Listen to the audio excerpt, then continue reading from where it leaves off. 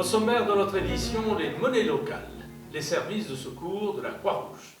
Notre dossier sera consacré à Alain Mercier. C'est une rencontre d'exception avec un homme hors du commun. Nous prendrons le temps de lire avec Jeanne de Champvallon et puis le coup de cœur du philosophe Jacques Atlan. Nous terminerons notre édition avec un regard sur les peintures de l'artiste Mostapha Negache. Vous l'avez sans doute constaté, les monnaies locales font leur apparition un petit peu partout en France et même dans certaines communes au-delà de nos frontières. En Belgique notamment, que ce soit à Bruxelles, à Liège ou à Mons. Ces monnaies locales se multiplient et sont particulièrement appréciées des commerçants et aussi des consommateurs. Face à la crise et pour valoriser son économie, de plus en plus de communes proposent une monnaie locale. Cette monnaie n'a de valeur que dans sa propre commune. En France, comme en Belgique, ces monnaies de substitution s'installent un petit peu partout. On les appelle le robi, le minuto ou encore le valeureux. Ce sont des valeureux, c'est une monnaie locale qui est en développement ici dans la région. C'est l'équivalent d'un euro, donc les gens qui en ont en leur possession peuvent venir ici et à la place de payer en euros, ils payent tout simplement en valeureux. La plus-value actuellement, elle est difficile à dire. Maintenant, je pense que c'est certainement une plus-value dans le sens où on essaye un petit peu de travailler la proximité. Et c'est vrai que les gens qui sont associés à cette monnaie, en général, ont cette démarche locale. On a plein de monnaies locales dans d'autres villes en Wallonie, et puis en Europe et dans le monde. Et l'idée, c'est des citoyens qui décident dans leur région de capturer de la valeur euro et de la faire circuler sur une base locale pour que la richesse qu'on gagne par notre travail ne s'en aille pas dans les paniers percés des spéculations, tout ça. Voilà. Les accidents de la circulation font malheureusement partie de notre quotidien. Les équipes de secours se mobilisent en permanence. Les services de la Croix-Rouge font partie de ces équipes de secours qui interviennent en cas d'accident. Mais ils viennent en aide également aux personnes sinistrées, notamment dans le cas de fortes pluies, comme ce fut récemment le cas dans le Var. Ces images de désolation sont à mettre sur le compte des pluies diluviennes qui se sont abattues sur la ville de Draguignan. En l'espace de quelques minutes, plusieurs personnes ont tout perdu. Sur place, les équipes de la Croix-Rouge se sont mobilisées pour porter secours aux sinistrés. C'est la maison de mon père. Au moment du sinistre, il se trouvait chez des amis. Parce qu'évidemment, autrement, il ne serait plus là. Parce que l'eau est montée au-dessus du balcon. Là. Il doit y avoir peut-être 3,50 m d'eau ici. Comme il est âgé, il a 84 ans. S'il avait été là, c'était fini. 24 heures sur 24, les équipes de secours de la Croix-Rouge sont mobilisées. Ils interviennent à tout moment et sont le trait d'union entre les sinistrés, les services spécialisés et les hôpitaux, notamment en cas d'accident de la circulation. Dans l'ambulance d'intervention, les équipes spécialisées sont équipées pour intervenir en premier secours. Madame, on va vous transporter dans l'ambulance et vous emmener jusqu'au poste médical avancé où un médecin là, va s'occuper de vous. D'accord? Équipier en position. Équipier, êtes-vous prêt? Ouais. Prête? Ouais. Attention pour lever. Levez. Avancez brancard. Ça va madame? C'est bientôt fini. Stop brancard. Attention pour poser. Posez. Ok, super. Équipier en position. Équipier, êtes-vous prêt? Ouais. Prête. Ouais. Attention pour lever. Levez. Attention pour avancer. Avancez.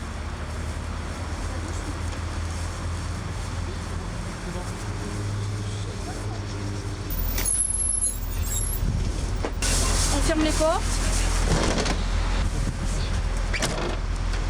Pour les équipes de la Croix-Rouge, l'opération est terminée. Direction l'hôpital qui prend le relais. Le dossier de notre édition est consacré à une rencontre d'exception avec un homme hors du commun. Il s'appelle Alain Mercier. Un premier abord un peu rugueux, mais derrière ce masque se cache un brin de tendresse et une poésie bien sympathique. Entre Caracas et Paris, c'est à l'ombre des oliviers, quelque part en Provence, que vit Alain Mercier. Fils unique et légataire universel d'un grand industriel français, Alain Mercier fait partie de ces hommes que rien ne peut atteindre. La baraka, il sait ce que c'est. Et pour lui, la vie n'est qu'une simple partie de plaisir. Finalement, Alain Mercier, vous êtes quoi? Vous êtes un vagabond? Vous êtes un mercenaire? Vous êtes un homme du monde? Vous êtes un fou? Qui êtes-vous au juste? C'est une bonne question, je ne me suis jamais posé ça. Peut-être un peu de tout, un petit mélange de tout, entre l'homme raisonnable, le déraisonnable, la folie. Comme on dit, qui vit sans folie n'est pas aussi sage qu'on croit. Ben, je crois qu'il faut être un peu de tout. Pour le monde, il faut donner une image raisonnable, mais pour soi-même, l'est-on vraiment? Alors au fond, on est un peu déraisonnable au fond de soi-même, qu'on peut exprimer dans certaines circonstances, et pour l'apparence, ben, il faut donner l'apparence de tout le monde, un homme raisonnable. Avec ces bijoux autour des poignets, autour du cou, est-ce que, selon vous, c'est une apparence raisonnable?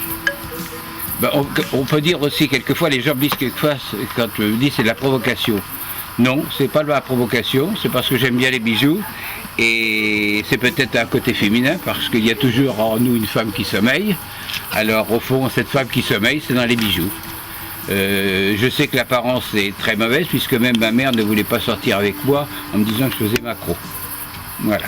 Alors, elle ne voulait pas sortir avec moi avec bijoux. Elle me l'a enlevé les bijoux. Elle me dit, tu sors avec moi, mais je t'enlève les bijoux. Voilà. Ces bijoux, principalement, ils viennent d'où? Ils viennent de l'étranger? De l'étranger, oui. Quel pays? Venezuela en partie. Oui, alors j'ai vu que Caracas était à plusieurs milliers de kilomètres de votre maison, loin justement des cariocas et des musiques. Oui. C'est un pays qui m'a apporté énormément de choses, qui m'a apporté d'abord de pouvoir exprimer plus la chaleur qu'on peut avoir en soi, mais qu'on n'ose pas exprimer, parce que les Français sont toujours très, on va dire, un petit peu guindés. Et l'Amérique du Sud apprend justement aux gens à pouvoir être plus extravertis. Et c'est une des premières leçons que m'a appris l'Amérique du Sud. Vous y avez vécu combien de temps en Amérique du Sud? En tout, près de 15 ans. Même un peu plus de 15 ans, 16 ans. J'ai fait 1 an à Cuba, 1 an et demi au Brésil et pratiquement 13 ans au Venezuela. Alors on y trouve beaucoup de votre personnalité dans cette maison. On a vu des petites fabulettes un petit peu partout, accrochées. On y voit des statuettes, on y voit également une guillotine, on y voit donc des crânes. Pourquoi toute cette panoplie? Parce qu'à fur et à mesure je vais dans les brocantes, j'aime bien voir les brocantes, et quand il y a un objet qui me plaît, je l'achète. Donc ça peut être tout à fait disparate, donc que ce soit un masque, ou que ce soit un petit lézard, ou que ce soit une tête. Une tête, j'avais un crâne, par exemple, que j'ai vu, puis j'en ai vu un deuxième, et après je me suis amusé en disant, tiens, ça c'est ma première femme, parce qu'elle avait trop de mordants, la deuxième c'est parce qu'elle fumait le cigare, la troisième je l'ai fait dévorer par un piranha, j'ai racheté encore un autre crâne, j'ai mis un piranha à côté parce qu'elle était trop bavarde. Enfin, j'ai fait tout un petit montage parce que les montages m'amusent. Alors vous aimez bien ça, justement, vous amusez avec les objets. Oui. Alors il y a quand même des objets qui ne passent pas inaperçus. Cette main qui marche, qui est tendue vers vous. Alors ça, c'est quand je suis revenu du Venezuela, j'ai été à Port-de-Bouc. Et à Port-de-Bouc, il y avait un sculpteur qui s'appelle Morales, dont on ne parle pas beaucoup, mais qui fait des statues gigantesques.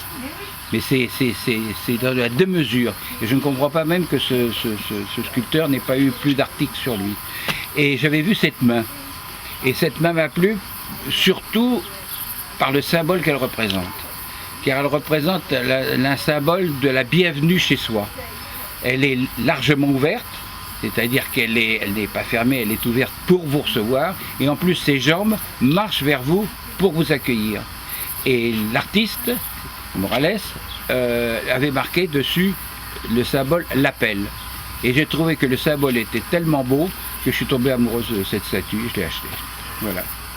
Et par la main, par la sculpture et surtout pour ce qu'elle représente. Parce qu'elle ne peut pas représenter mieux.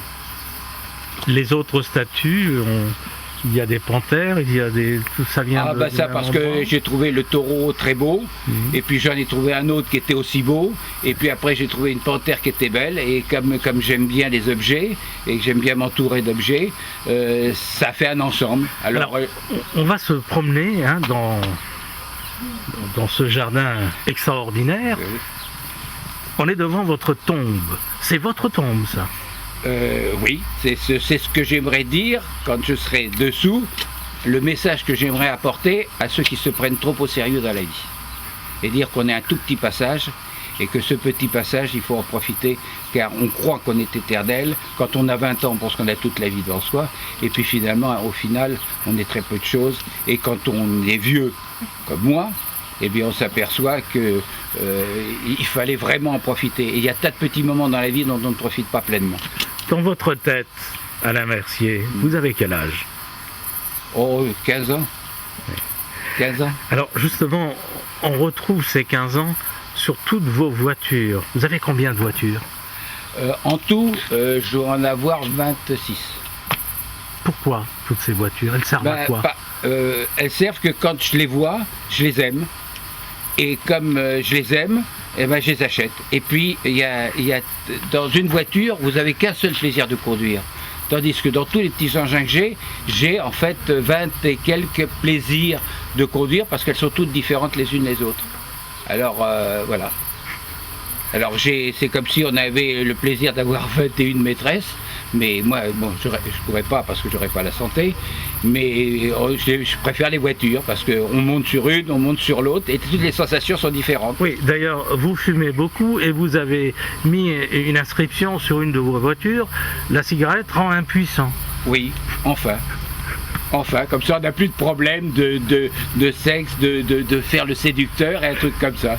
Et de l'autre côté, j'ai marqué « Fumez-tu lentement, mais on n'est pas pressé ». Et autant mourir en pouvant satisfaire ses plaisirs plutôt que de mourir en disant bah non, j'ai pas fumé, j'ai pas pu boire, j'ai pas pu ceci, j'ai pas pu cela, j'ai pas pu cela. Au moins j'aurais bien vécu et j'aurais été content de ma vie. S'il fallait refaire cette vie, vous la referiez de la même manière? Sauf deux choses, oui. Laquelle? D'être resté 17 ans avec une personne avec qui je m'entendais pas, et d'une. Et la deuxième, non, au fond, je crois que c'est la seule chose que je... Non, le reste, je suis content de ma vie.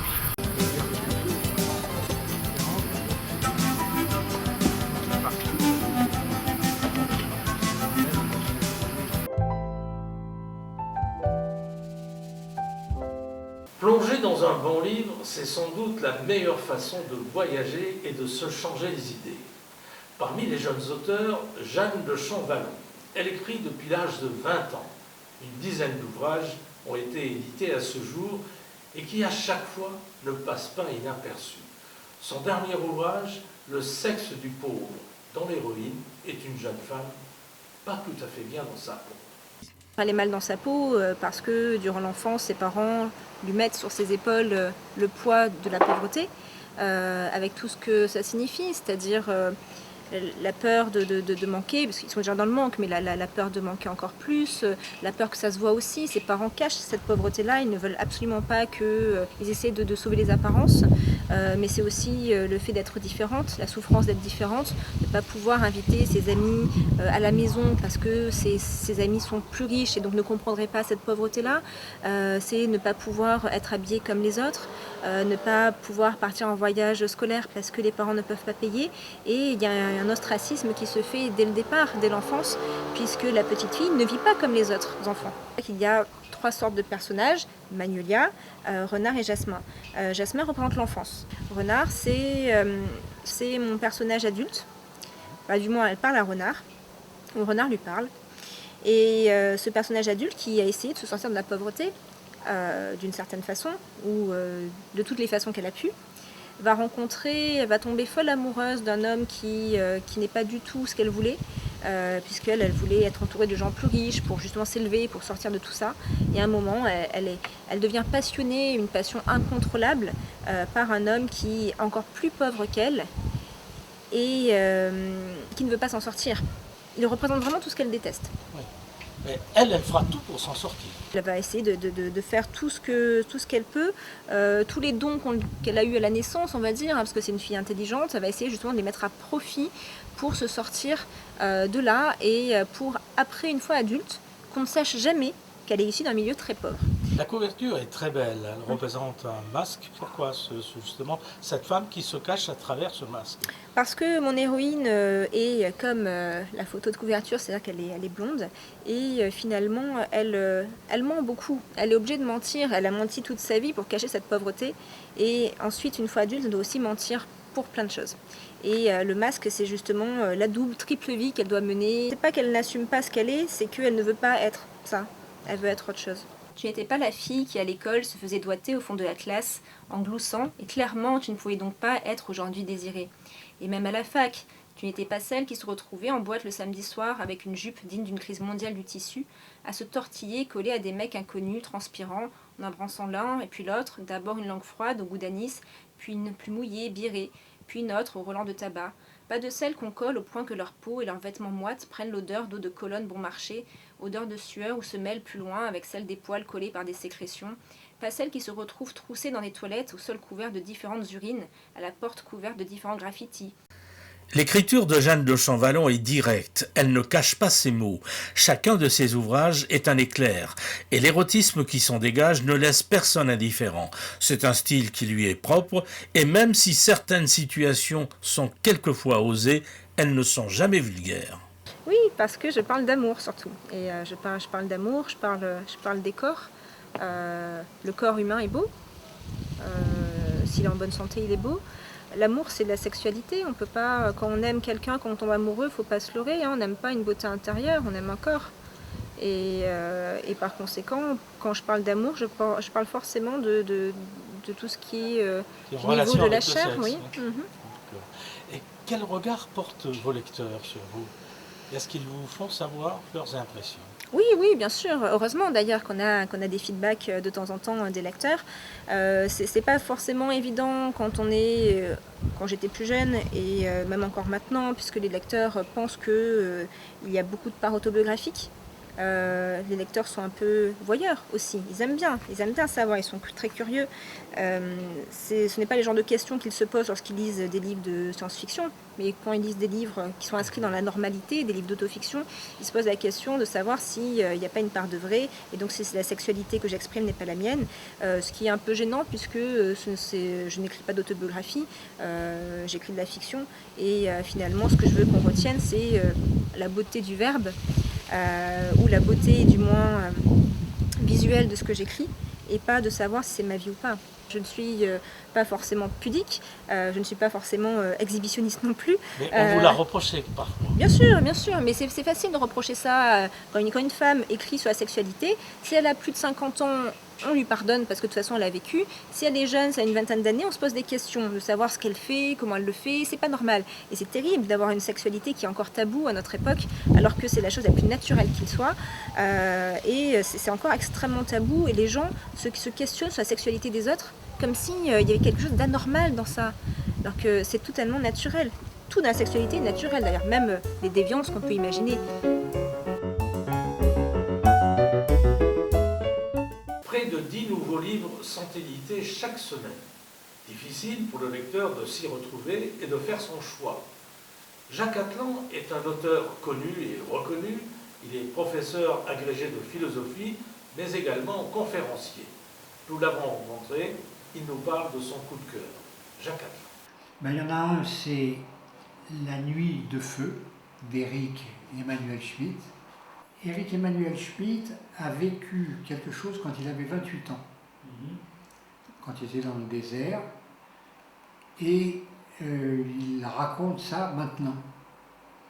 Et ce qu'on comprend, c'est que l'expérience qu'il a faite à l'âge de 28 ans dans le désert a été tellement forte, il a failli mourir et il lui est arrivé quelque chose de très fort spirituellement. Donc cette expérience a été tellement forte qu'elle a orienté le style de ses livres ensuite.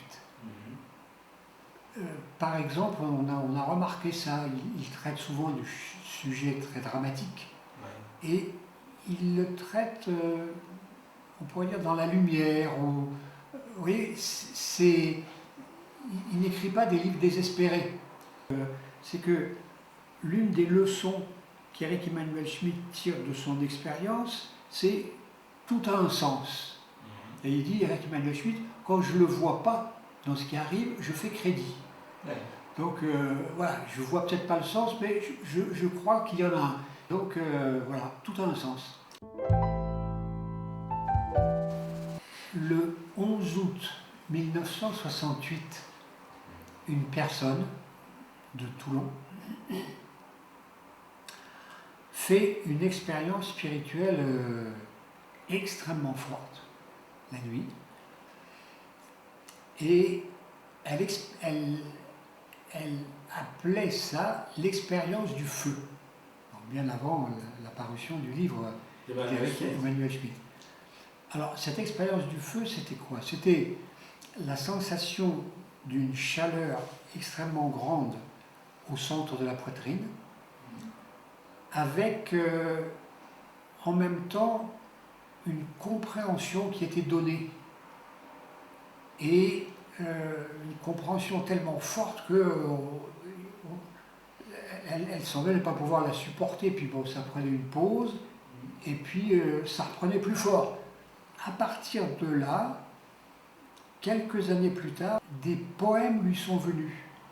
C'est-à-dire que la poésie lui semblait la forme appropriée pour dire l'émotion reçue, le ressenti, etc. Des poèmes ont continué à lui arriver. Elle a du mal à voir. Elle arrive à écrire encore en faisant bien attention. Alors ça s'appelle Les mots et les cieux, et ce premier numéro, c'est dans le feu royal de la nuit, c'est ce feu intérieur qu'elle a senti elle-même. Qu'elle a ressenti pendant une nuit à Toulon, royal parce que ça venait de haut. Et c'est signé Safiel. Pour terminer, ces belles images extraites du dernier livre de Jacques Atlan sur le monde de Mostefa Negash, ce grand peintre né en Algérie et qui s'est installé à Paris à l'âge de 15 ans pour suivre des cours et se consacrer à la peinture. Mostefa Negash a été adopté par Jean-Paul Sartre et Simone de Beauvoir. Très vite, il fait son entrée dans le monde des philosophes et des peintres de l'époque. Il peint essentiellement à l'huile, sur toile, mais également à l'encre de Chine et réalise quelques aquarelles et aussi des fresques murales. Mostefa Negash est un artiste complet, il aime particulièrement la musique, il aime le théâtre. Voici ce livre de Jacques Atlan qui regroupe 117 œuvres de l'artiste. Ce livre, il est édité aux Presses du Midi. Fin de cette édition, merci à vous de l'avoir suivi, je vous dis à très bientôt, mais d'ici là, n'oubliez pas, tout peut arriver.